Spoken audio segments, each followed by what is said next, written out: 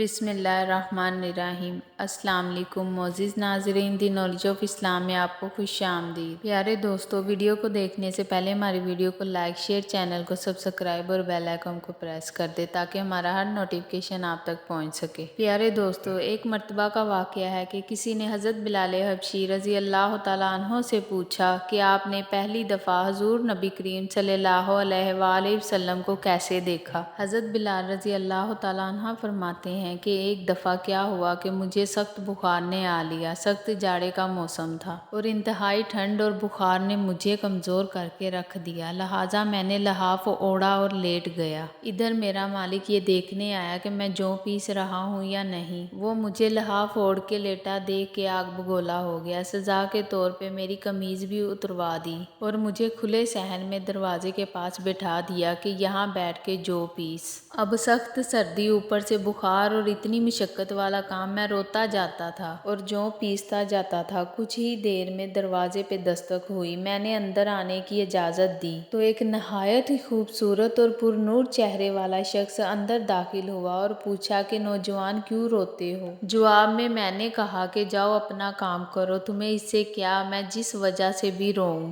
یہاں پوچھنے والے بہت ہیں لیکن مدد کوئی نہیں کرتا۔ حضور نبی کریم صلی اللہ علیہ وآلہ وسلم یہ جملے سن کے چل پڑے تو بلال رضی اللہ تعالیٰ عنہ نے کہا کہ بس، لیکن بلال رضی اللہ تعالیٰ عنہ کو کیا معلوم کہ جس شخص سے اب اس کا واسطہ پڑا ہے وہ رحمت للعالمین ہے۔ بلال رضی اللہ تعالیٰ عنہ کہتے ہیں کہ کچھ ہی دیر میں وہ شخص واپس آ گیا۔ اس کے ایک ہاتھ میں گرم دودھ کا پیالہ اور دوسرے میں کھجوریں تھیں۔ اس نے وہ کھجوریں اور دودھ مجھے دیا اور کہا کھاؤ پیو اور جا کے سو جاؤ۔ میں نے کہا تو یہ جو کون پیسے گا؟ نہ پیسے تو مالک صبح بہت مارے گا۔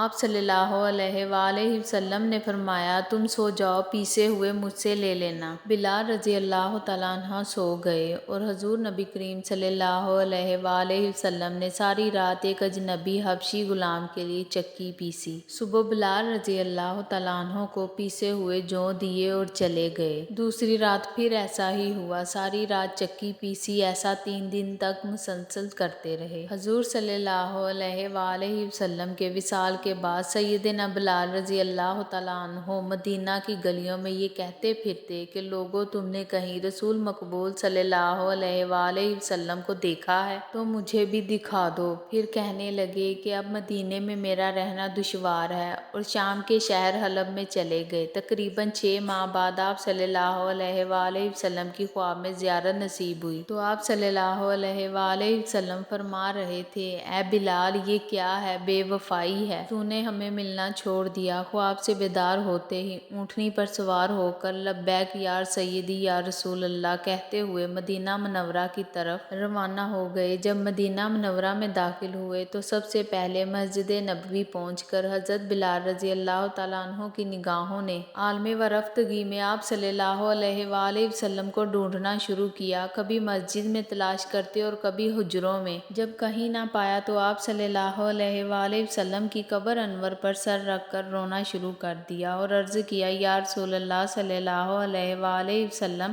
آپ نے فرمایا تھا کہ آ کے مل جاؤ، غلام آپ سے ملنے کے لیے حاضر ہوا ہے۔ یہ کہا اور بے ہوش ہو کر مزار پر انور کے پاس گر پڑے۔ کافی دیر بعد ہوش آیا۔ اتنے میں سارے مدینے میں یہ خبر پھیل گئی کہ مؤذن رسول حضرت بلال رضی اللہ تعالیٰ عنہ آ گئے ہیں۔ مدینہ طیبہ کے بوڑھے، جوان، مرد، عورتیں اور بچے اکٹھے ہو کر عرض کرنے لگے کہ بلال، ایک دفعہ وہ اذان سنا دو جو محبوب صلی اللہ علیہ وآلہ وسلم کے زمانے میں سناتے تھے۔ آپ رضی اللہ تعالیٰ عنہ نے فرمایا، میں معذرت خواہ ہوں، کیونکہ میں جب اذان پڑھتا تھا تو آپ صلی اللہ علیہ وآلہ وسلم کی زیارت سے مشرف ہوتا اور آپ صلی اللہ علیہ وآلہ وسلم کے دیدار سے اپنی آنکھوں کو ٹھنڈک پہنچاتا تھا۔ اب یہ الفاظ ادا کرتے ہوئے کسے دیکھوں گا؟ بعض صحابہ کرام رضی اللہ تعالیٰ عنہ نے مشورہ دیا کہ حسنین کریمین رضی اللہ تعالیٰ عنہ سے سفارش کروائی جائے۔ جب وہ حضرت بلال رضی اللہ تعالیٰ عنہ کو اذان کے لیے کہیں گے تو وہ انکار نہ کر سکیں گے۔ چنانچہ امام حسین رضی اللہ تعالیٰ عنہ نے حضرت بلال رضی اللہ تعالیٰ عنہ کا ہاتھ پکڑ کر فرمایا، اے بلال، ہم آج آپ سے وہی اذان سننا چاہتے ہیں جو آپ ہمارے نانا جان اللہ کے رسول صلی اللہ علیہ وآلہ وسلم کو اس مسجد میں سناتے تھے۔ اب حضرت بلال رضی اللہ تعالیٰ عنہ حضرت امام حسین رضی اللہ تعالیٰ تعالیٰ عنہ کو انکار نہ کر سکے، لہٰذا اسی مقام پر کھڑے ہو کر اذان دی جہاں حضور صلی اللہ علیہ وآلہ وسلم کی ظاہری حیات میں دیا کرتے تھے۔ جب آپ رضی اللہ تعالیٰ عنہ نے اللہ اکبر کہا، مدینہ منورہ گونج اٹھا۔ جب اشہد ان لا الہ الا اللہ کے کلمات ادا کیے، گونج میں مزید اضافہ ہو گیا۔ جب اشہد ان محمد رسول اللہ کے کلمات پر پہنچے تو تمام لوگ حتیٰ کہ پردہ نشین خواتین بھی گھروں سے باہر نکل آئیں۔ لوگوں نے کہا، رسول اللہ صلی اللہ علیہ وآلہ وسلم تشریف لے آئے ہیں۔ آپ صلی اللہ علیہ وآلہ وسلم کے وصال کے بعد مدینہ منورہ میں اس دن سے زیادہ رونے والے